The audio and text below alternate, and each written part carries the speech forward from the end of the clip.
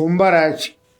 ధనిష్ట 3-4 పాదాలు, శతభిషం 1-2-3-4 పాదాలు, పూర్వభాద్ర 1-2-3 పాదాలు.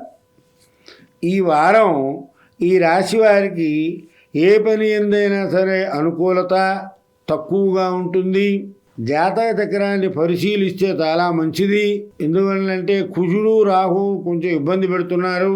భార్యాపుత్రులతో విరోధం రావచ్చు. ఎక్కువగా మాట్లాడకుండా మౌనంగా ఉంటే చాలా మంచిది. ఈ వారం స్వబుద్ధి కారణంగా కార్యసిద్ధి జరుగుతుంది.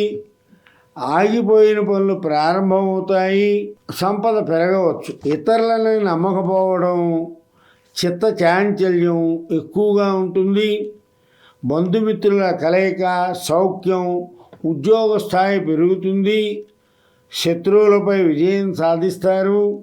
కోర్టు వ్యవహారాలు కూడా సంతోష వార్తలను ఇస్తాయి.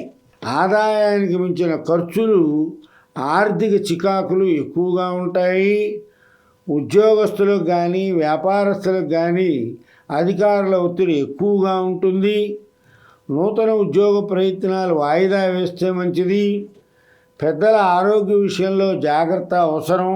పిల్లల అభివృద్ధి విషయాన్ని బాగా ఆనందిస్తారు.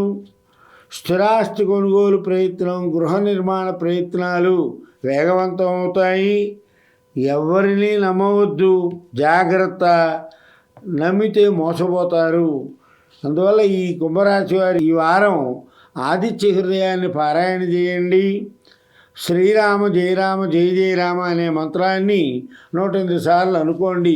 మంచి ఫలితాలు వస్తాయి.